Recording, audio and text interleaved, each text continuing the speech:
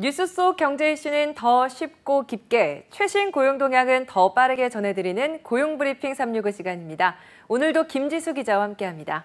안녕하세요. 네, 안녕하세요. 오늘 어떤 이슈 가져오셨나요? 네, 지금부터 제가 말씀드린 세 곳의 공통된 특징을 찾아본다면 아마 오늘의 이슈를 확인할 수 있을 텐데요. 네. 가장 먼저 세계에서 가장 높은 산으로 꼽히는 에베레스트의 정상, 또 가장 깊은 해구 중 하나인 마리아나 해구가 있고요. 인간의 손길이 뜸할 수밖에 없는 남극 대륙에 내린 눈. 이 모든 것의 공통점은 무엇일까요? 바로 오늘 저희가 함께 이야기를 나눌 이것이 발견된 지역이라는 건데요. 네. 제가 가끔 이제 노래로 어떤 이슈를 설명을 드리는데 네. 오늘도 노래 준비하셨어요? 힌트를 드리겠습니다. 예. 제가 맞춰보겠습니다. 예, 유명한 트로트 노래입니다. 네.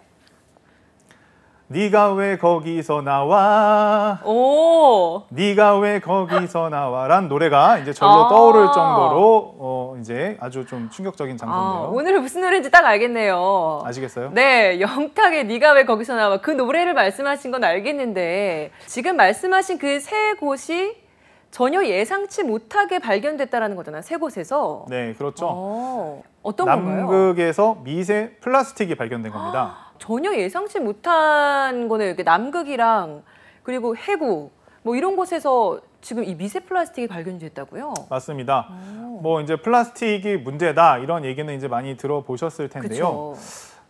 이제 특히 이제 남극에서 이제 이 미세 플라스틱이 발견된 것은 이번이 이제 처음입니다. 남극은 이제 두꺼운 빙하와 얼음으로 뒤덮인 데다 지구에서 제일 추운 곳이라서 연구자들을 빼면은 사실 사람의 발길이 굉장히 이제 드물 수밖에 없겠죠. 그러니까요. 네. 그런데 이제 이런 남극에서 이제 내린 눈에서 처음으로 미세 플라스틱이 나왔다고 합니다. 그만큼 유엔에서 외치는 탈플라스틱 운동이 시급하다. 이제 이런 목소리도 나오는데요. 이슈픽에서 짚어보겠습니다. 네, 아니 남극 대륙부터 에베레스트산 그리고 마리아나 해구까지 이런 곳에서까지 나온다라는 건 정말 미세 플라스틱이 나오지 않는 곳이 없다라고 봐야 되는 것 같아요.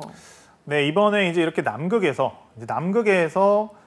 대륙 19곳에서 가져온 눈 샘플에서 미세 플라스틱이 모두 나왔다고 하는데요. 네. 예, 이제 최초라고 하고요.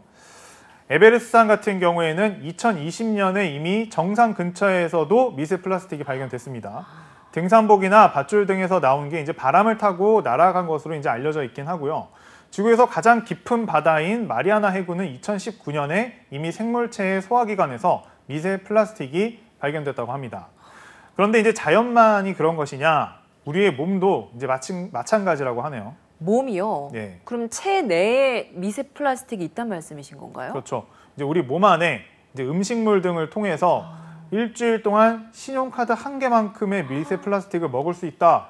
이제 이런 연구 결과가 있을 정도인데요.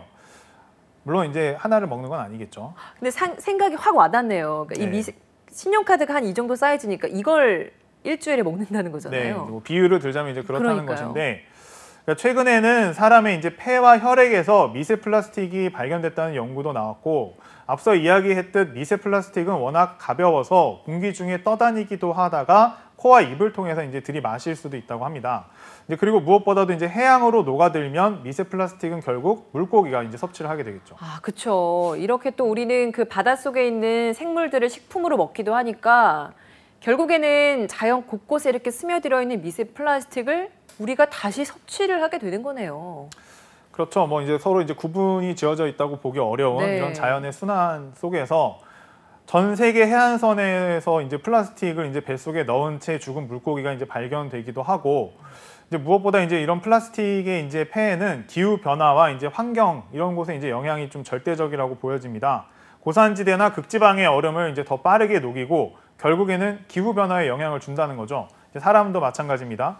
일반적으로 플라스틱이 함유된 화학물질은 이제 비만이나 불임, 성기능 장애와 당뇨병 등 여러 가지 어떤 건강에 문제의 원인이 될 수 있다, 이렇게도 알려져 있습니다. 네, 이 미세 플라스틱 사람 그리고 생태계 모두에게 위협적인 존재인데 코로나19 이후에 사용량이 부쩍 늘었다고요? 네, 아무래도 이제 코로나19로 인해서 이제 좀 늘어난 부분이 있습니다. 환경부에 따르면은 이제 지난 20년간 전 세계 플라스틱의 생산과 폐기물 발생량은 2배 가까이 이제 증가했습니다. 우리나라에서는 개인 한 명이 한 해 동안 배출하는 플라스틱 쓰레기 양이 90kg에 육박한다고 하는데요. 여기에 코로나19 사태 등을 거치면서 플라스틱 사용량이 더 늘어났습니다. 다른 나라도 마찬가지지만 지난해 이제 전 세계에서 사용된 플라스틱은 약 3억 6,700만 톤, 2040년쯤에는 지구에서 한 13억 톤에 달하는 플라스틱 쓰레기가 이제 뒤덮일 것이다. 이제 이런 경고도 나오고 있는데요. 네, 사실 뭐 분리수거를 할 때도 그렇지만 플라스틱 양이 정말 많고 배달 음식 하나만 시켜 먹어도 플라스틱이 정말 많이 생기잖아요. 일상생활에서 이 플라스틱을 쓰지 않는 곳을 찾기가 더 어려운 것 같아요. 맞습니다. 사실 그래서 이제 줄이려고 해도 도대체 어디서부터 시작을 해야 될까 좀 막막한 경우가 이제 많이 맞아요. 있을 텐데요. 이렇게 줄이는 것에 참여하고 싶으신 분들은 국제환경단체 그린피스가 플라스틱 사용량을 자가 진단해 볼 수 있는 테스트인 용기력 테스트, 이걸 한번 해보시면 좋을 것 같은데요. 네. 테스트는 일주일에 몇 병의 페트병을 사용하는지, 일회용 컵은 얼마나 썼는지, 플라스틱을 줄일 의지는 어떻게 되는지 등을 물어보는 방식인데요. 이렇게 7개 질문에 대답을 하게 되면 자신의 플라스틱 소비량이 어느 정도 수준인지를 평가할 수 있습니다. 실제로 해보면 아마 좀 놀라실 분들이 많이 있을 것 같은데요. 어느 항목에서는 거의 모든 그 질문에 체크를 해야 되는 그런 경우도 있는데, 특히 말씀하신 것처럼 어떤 식품 포장 이런 부분들은 뭐 예외가 거의 없다고 보여집니다. 맞아요. 정말 대부분의 식품을 포장할 때는 다 플라스틱이에요. 맞습니다. 사실은 가정 내에서 배출되는 그런 플라스틱 양을 보게 되면 그 플라스틱 쓰레기의 78.1%는 식품 포장재라고 하니까요. 우리가 이제 일상생활에서 플라스틱을 정말 이제 많이 쓰고 있다, 뭐 이렇게 느껴지는데, 그린피스는 이런 캠페인을 계속해서 진행 중입니다. 그 플라스틱 사용 실태를 확인해보고 지구를 위해 용기를 내보는 일 같이 해보면 좋을 것 같습니다. 최근에는 커피 등 이제 이런 음료를 사 마실 때 개인 텀블러 같은 용기를 가져가는 것이 유행이기도 하고, MZ세대 사이에서는 음식을 포장할 때도 집에서 가져온 전용 용기를 가져와서 담아가서 SNS에 인증사진을 올리면서 하나의 놀이처럼 즐기기도 한다고 하니까 친환경 캠페인 너무 이렇게 눈에서 멀리 떨어져 있는 그런 일은 아닌 것 같습니다. 그러게요. 이런 움직임에 발맞춰서 기업에서도 플라스틱 줄이기 위한 움직임이 활발하죠.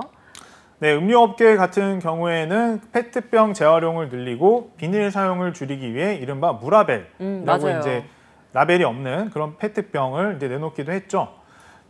기존에 이제 제공하던 플라스틱 뚜껑을 없애버린 햄 통조림 회사도 있고요. 한 요크루트 업체는 음료 용기 옆에 부착해서 판매하던 그 빨대를 더 이상 제공하지 않는다고 합니다. 샴푸나 린스 이런 생활용품도 플라스틱 용기만 들고 가서 더 저렴한 가격에 내용물을 채워올 수 있는 이제 그런 마켓도 등장했습니다. 이런 노력 굉장히 좋습니다. 하지만 이런 개인 그리고 업체 노력만으로 문제 해결하기엔 한계가 있어요. 그래서 전 세계 여러 나라에서 규제를 좀 강화하고 있는 추세죠. 네, 이제 유엔 같은 경우에 유엔 환경총회에서 참석한 175개국의 정부들은 플라스틱 오염 대응과 폐기물 관리 등 주요 환경 의제를 다루는 14개 결의안을 채택했습니다.